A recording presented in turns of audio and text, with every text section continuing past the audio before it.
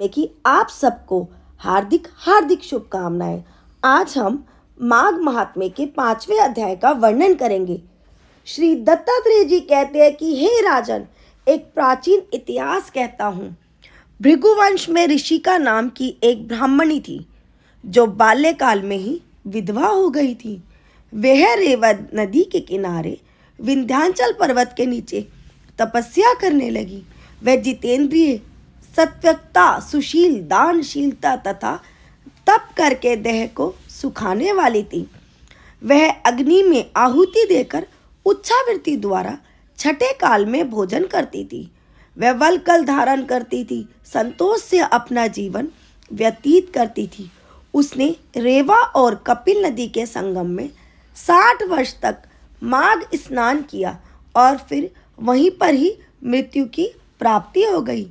माघ स्नान के फल से वह दिव्य 4000 वर्ष तक विष्णु लोक में वास करके सुंदर और उपसुंद दैत्यों का नाश करने के लिए ब्रह्मा द्वारा तिलोत्तमा नाम की अप्सरा के रूप में ब्रह्मलोक में उत्पन्न हुई।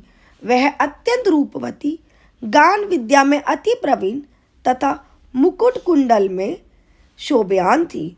उसका रूप, यौवन, सौंदर्य देखकर ब्रह्मा भी चकित हो गए। वह तिलोत्तमा रेवा नदी के पवित्र जल में स्नान करके वन में बैठी थी।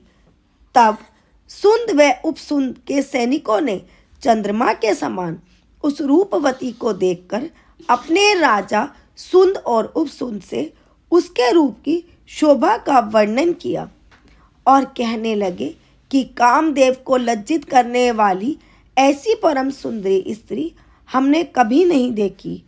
आप भी चलकर देखें।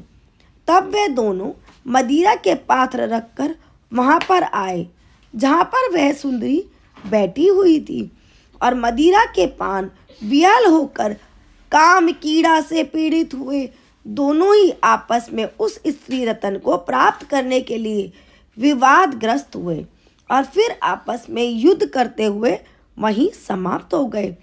उन दोनों को मरा हुआ देखकर उनके सैनिकों ने बड़ा कोलाहल मचाया।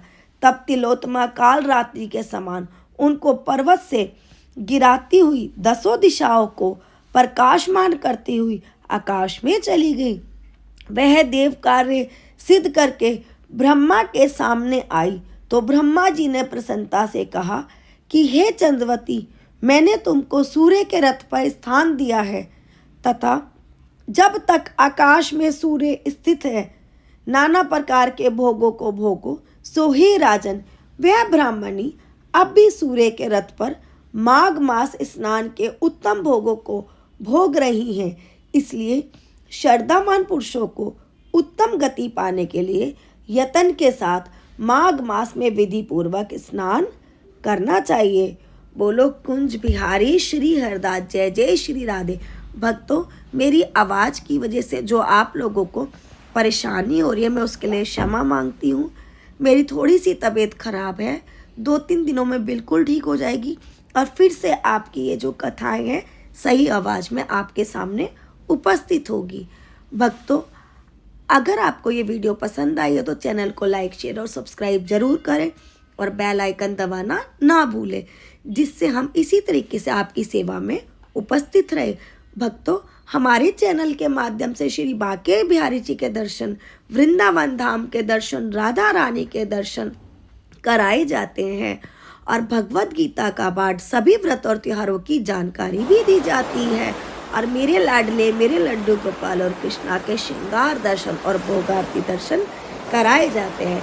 इन सभी बातों का आनंद उठाने के लिए एक बार कमेंट में राधे राधे जरूर करें और चैनल को सब्सक्राइब करना ना भूलें। कुंज बिहारी श्री हरिदास।